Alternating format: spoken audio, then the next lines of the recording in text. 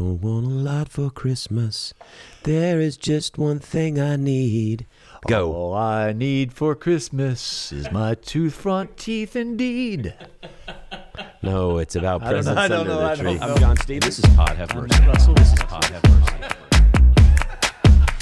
Hey, so we're just, I thought we'd just do like a real quick Christmas pop-up podcast for Pod Have Mercy. Merry Christmas, Matt. Merry Christmas, John Stevens. What are you doing for Christmas? You staying here? Yeah, I was staying here. I'll go up to Oklahoma after Christmas to visit in-laws. Oh, good. But yeah. So now last year I asked you to preach during the Christmas season, and you said, "Yeah, I'll do that for you." In fact, I Christmas I Eve asked actually. For it. Didn't I ask for it? Yeah, I think you asked for it. Let me do that for you, John. Let me do the that. late service for you. I love the late service. And I said, "Great, that'd be so nice. I wouldn't have to do like 5 or 6 services." And then you got COVID, and I had to do them all anyway. He did them all. In fact, I wasn't in the zip code for 2 days. Like before. Right, the only reason I ask is because you're lined up to preach like Sunday. I know. And you've been feeling a little under the weather, so I'm kind of nervous. Do I need to start writing a sermon? I'm thinking I might need to start writing a sermon. No, just to have it in my back pocket. I think I'm good. You okay? Yeah, I'm good. How's your resentment list going? I don't care. Yeah, I don't carry grudges, as far as you know. As far as you know.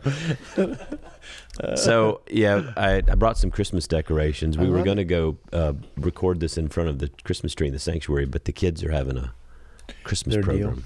Yeah. When did you start decorating for Christmas this year? I know, like last year. Early. Like in July. Like the second week of November. No, really? Oh yeah. Because we go out of town for Thanksgiving, and we like for it to be up. And like I said, after the last couple of years, I just need more Christmas time. And it's so funny because when you say that to people, some folks are like, "I can't believe you do that." You can tell who the people are that are like either like the humbugs. It's like, "No, I don't do it till the second week of December or the week after Thanksgiving or whatever." And then there's other people. Like somebody said to me, "Oh, that's awesome! Now I'm going to start setting mine up earlier. Yeah, I think we need to do it earlier." So people are all over the place. Yeah. It's funny what people like traditions that people kind of wrap their hearts around. It's not so much too about like the Christmassy stuff. It's just like the vibe it creates in your house. I mean, when you have the tree up at night and the lights are on. Oh, I love it. And the fireplace. Of course, in Houston, it's been 90 degrees. Yeah. But just you could turn it on and sit way far away, and you get the ambience of Christmas. Even at Memorial City Mall, they decorated, around Thanksgiving as well. And that is not the reason why you want to decorate early. You No, don't want to follow the cultural trends of consumerism. I'm just saying. Let's set up early so we can buy a lot of toys. That in that area, when you're driving by, it's like, oh, it's coming. Yeah. I love that. I look at it this way. It's like, this podcast originally started to be about intersection of faith and culture, culture and faith. And one of the things which we derailed a long time ago, that was during COVID. It's we've talked about all sorts of things. But I think we don't imitate the culture and say, okay, because they set up earlier, so we set up earlier. Right. It's not that. No. It's to me, it's like setting up earlier is entering into the spirit of Christmas earlier. Anticipation of. I still drive by the shopping centers and see the decorations in October or whatever, and it just throw up a little in my mouth. Do you? Yeah, I don't like that. Yeah. But that's not the same thing as me setting up at home because it's just a more, I don't know, reverent. We're much holier than they are. That's right. So what's your favorite family Christmas tradition? Oh, wow. So when I was growing up, and we still do it, is that on Christmas morning, we read Luke 2, the passage of Luke 2, and then we have breakfast together. After we read, my sister, brother, and I read A Prayer for Owen Meany by John Irving. There is a Christmas pageant passage in that, and that just makes me laugh. And so we read Luke 2 and that passage out of A Prayer for Owen Meany. And then I usually make breakfast for everybody. A Prayer for Owen Meany. Yeah, I'll make pancakes, eggs, bacon. I mean, yeah. And then we usually we'll get some cinnamon rolls, and then we'll put about a pound of butter on it, and it's communion at the Russells. Jeff, come on over. Hey, come on. Yeah, right. So, what about you? What's your? We get up at 5 in the morning. we run the Christmas, the jingle, the jingle run. We No, do the not jingle run. not your idea of Christmas hell, John. No. My daughter, God bless her, she married into, my son-in-law, she married into a family. This is one of the things you don't want to do. You don't want to marry into a family that does like the Thanksgiving Day trot. Yeah, Right, yeah, the that's called the 5K, turkey trot. the John. turkey trot, See, yeah. the John's never done the turkey. No, I don't think the turkey trot. The Thanksgiving Day trot. Yeah, or the That's Santa lunch. trot. You know, it's Christmas Day. We're going to go run a 5K. No, thank you.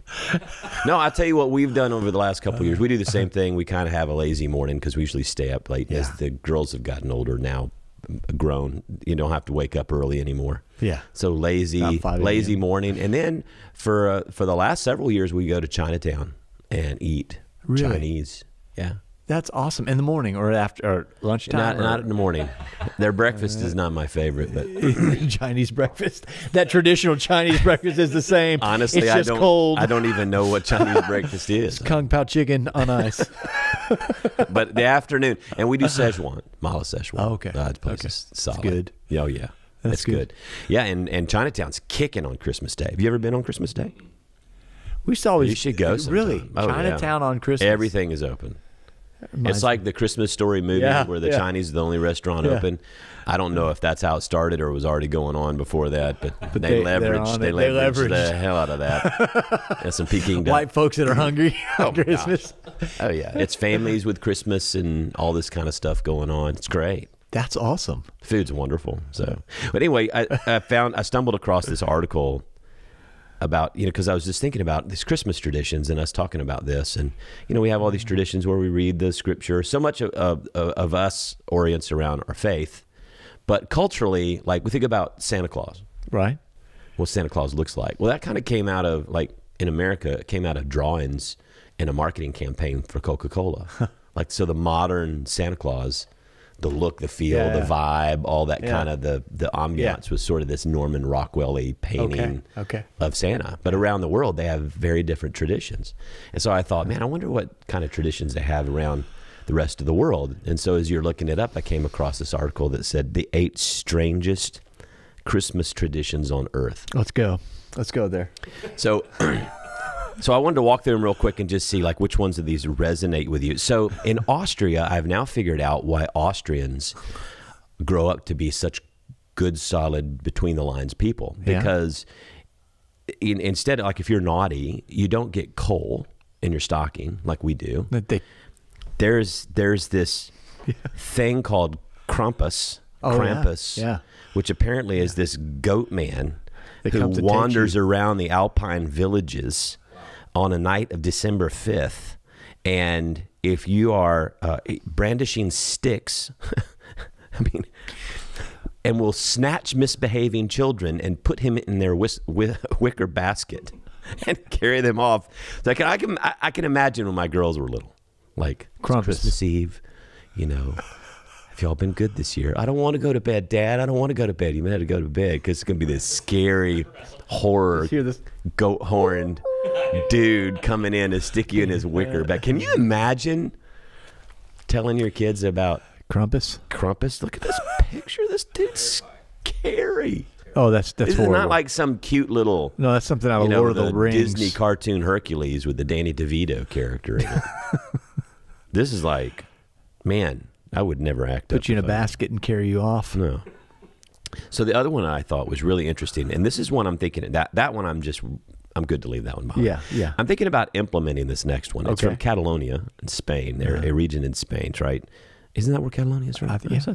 It is. And so they have 2 traditions. One is a guy, and it's the caganer, which is the pooper. And it's a little guy, and they put him in the nativity set. So I brought my nativity set here. Okay. But I don't have a caganer. Is he kind of like the jokester? Trickster? I have no idea where this came from and why it's so poop oriented. But he's got, look at this picture of this guy. Okay. He just sits there. Pictures. And they like sneak him into the nativity set alongside Jesus, Mary, and Joseph. And the other one that they do. Is it kind of like the elf on the shelf kind of deal? But I think so. Like he sneaks around. But look at him. You see him. Oh yeah, I've seen that guy. Yeah, I've seen that. That picture. doesn't make any sense. The guy on the to me. right. That is really weird. I don't know who came up with that or why they thought that would be entertaining. Now, the other one is more entertaining, and it's cagatio, the pooping log. I don't know what their fascination is with poop. Our ratings are I will tell you, skyrocket. I will tell you, Christmas. it was a bunch of 8-year-old boys in Catalonia who said, let's come up with some really cool Christmas traditions. This is Beavis and Butthead So Christmas. this is a log with 2 legs on it, little red nose, and you put a red blanket over the back of it, so it's on the table. It looks like Thomas the Tank Engine. It looks like Thomas the Tank with a red blanket. So what you do is all through Advent is you throw candy to the log. And parents come pick the candy up, whatever, and then that's what you do every time you get. And then on Christmas Eve, you take a stick and you start beating the log. And then the kids have to run out of the room, and the parents stick little gifts and presents and stuff under the sheet, under the sheet. And that's where the presents come out. And they open it up, and there's the presents have all been pooped out by the log because of all of the candy you've been feeding him all Christmas. This is the best Christmas tradition ever. I told my family yesterday, so we're doing this. What country is this? It's in Catalonia. Dear Lord. It's in a region. I mean, so... Yeah. This is why Catalonia is never going to be a world power. Look, it's easy to make. It's just a log with 2 sticks and a nose and a face. Okay. This is a tradition I think I can get behind. Instead of the Advent calendar, it's the pooping log. Feed him candy. Dear Lord, that's the more candy you feed him, the more presents. Where did that come from, right? I'm telling you, it was a bunch of 8-year-old boys sitting around one day. One year they said, we're going to let you be in charge of new Christmas traditions. And it stuck. Poop jokes. So in Iceland, they have what are called the Yule lads.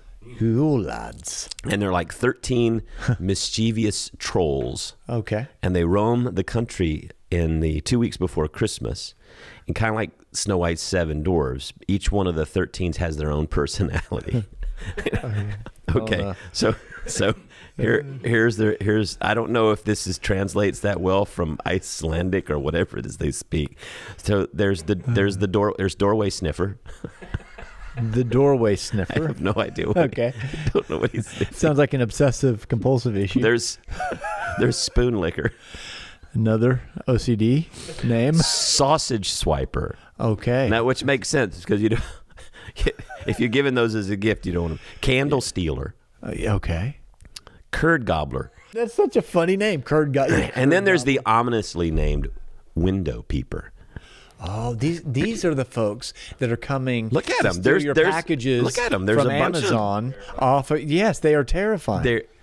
I think they're playful too. Yeah, but they're. So what you do is the kids are taught. You leave your. I told Maddie this yesterday.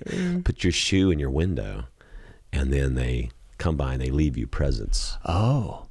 The window peeper looks and he's looking doorway in to make sure. sniffer. But if you're a bad child, they leave you rotten potatoes. Wow.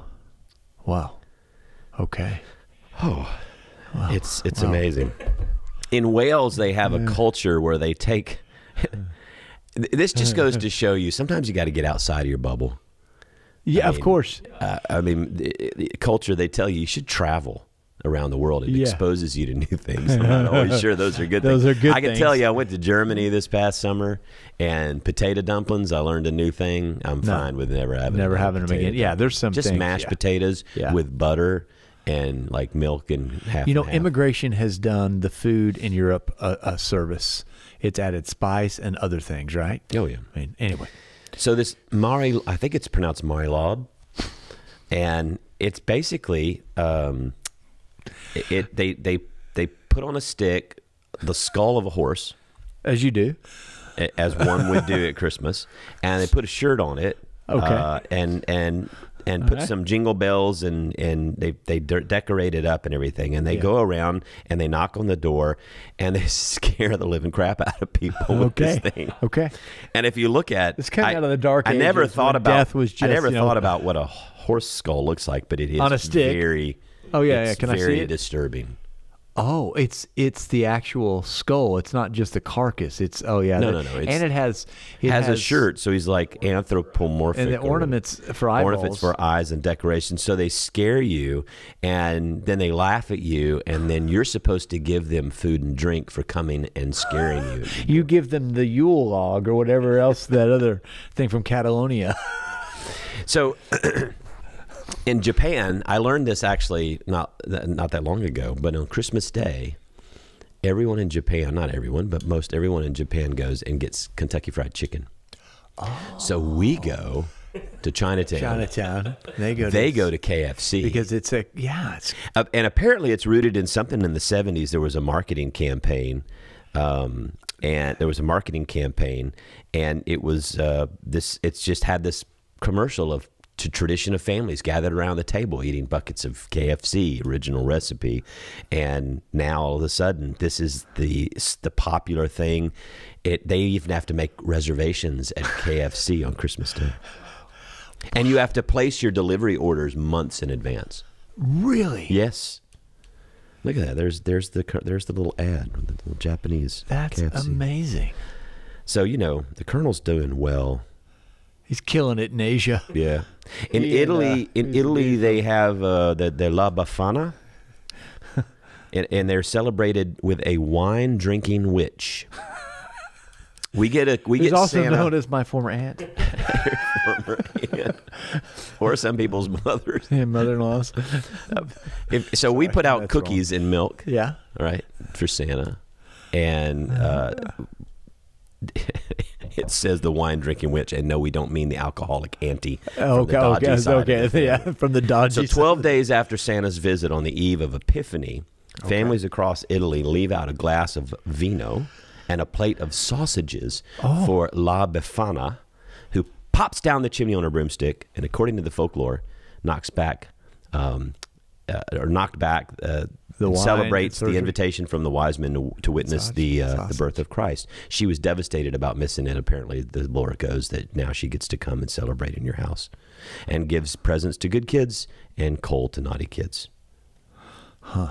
It's all about social control of children, isn't it? It's all about how do you scare your children into bothering you less. If you think about it, there's a lot of that going on. It's all about, it might be for children, but also you want to also be able to scare your children to socially It's like in the control Old Testament, spare the rod, spoil the child. Right. If your child disobeys you, take a reed of rods or whatever. And who's that prophet that jumped out, and when they called him Baldy? And was it Elijah sicked or the Elisha? bear on him? Oh, yeah, it was bad. They died. I think the bear mauled them. That's a biblical story. We told that in a children's sermon one morning. It didn't work out well. You never see that in the children's wing as a painting. The bear. So in Ukraine, they have spider webs they put on their trees, which they think that the spider webs might be the predecessors of the what do you call that, tinsel? On trees. So they have spider ornaments that they use, and they put spider webs or this kind of stuff that looks like fake spider webs. And they think that that's the origin of the tinsel. I think that's interesting. In Austria also, they actually put real candles and so on their trees. On their trees. So at midnight mass, you come in and the whole village kind of does their thing and brings the candles through, and you walk around your house, and then you come into the house and you light your Christmas tree. And there's just candles. It seems like it would be especially in my household when we used to get a live tree, and then you stop watering and nobody waters it a week or two in, and it's just every time you walk by and you brush up against it, it's combustible. It's like it rains needles. Yes. Yeah, that I wouldn't put a live candle in there at all. So then in Mexico, in the city of Oaxaca, it's easy for you to say. Oaxaca. They do this called Night of the Radishes. Okay. And they engage in vegetable carving competition. And so everybody gets really creative, everything from nativity scenes to fantastical monsters. They put them on display as thousands of visitors descend on the city to witness all the fun. The radishes in question are grown specially and pumped with chemicals to grow huge so that they can specifically carve them. Look at this. It's like a monster. Dear Lord, look at that. It's a spider. I know. It's really intricate, though. Yeah, it's amazing. That's a radish? Yeah, I don't really like radishes. That's definitely genetic. So those are just a few of the traditions of.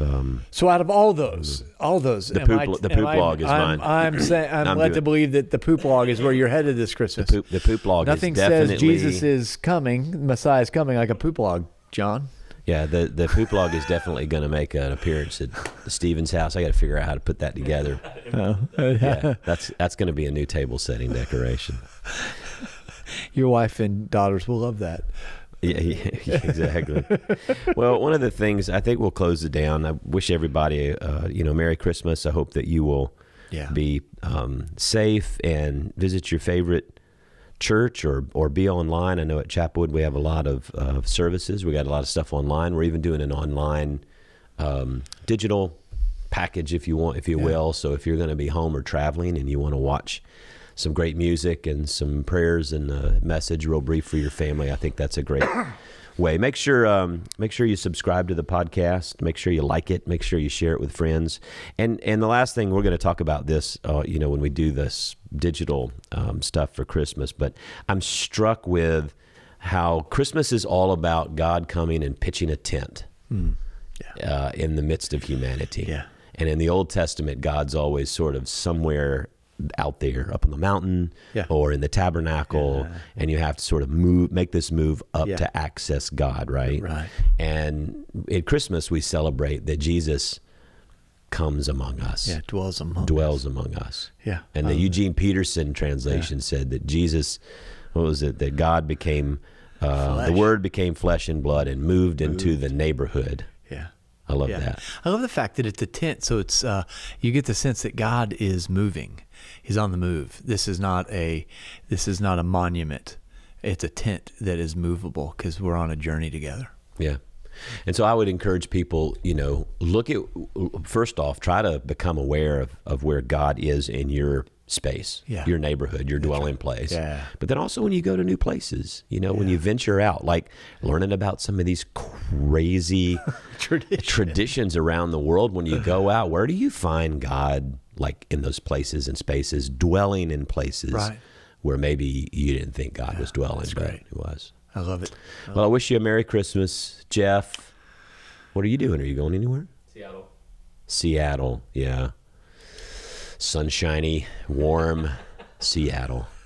Well, I hope everybody has a great Christmas and New Year's. We'll be back about a week or two after the New Year gets started with a lot of new conversations and excited new ways to live, move, breathe. Be well. Hey, don't get sick before you preach on Sunday. I'm feeling good. It's not going to happen. I'll be good. Can never plan anything nice for Christmas. When Russell's around. It's the only time he gets sick. He's well all year. That's right. Well, I'm John Stevens. And I'm Matt Russell. And this is Pod Have Mercy.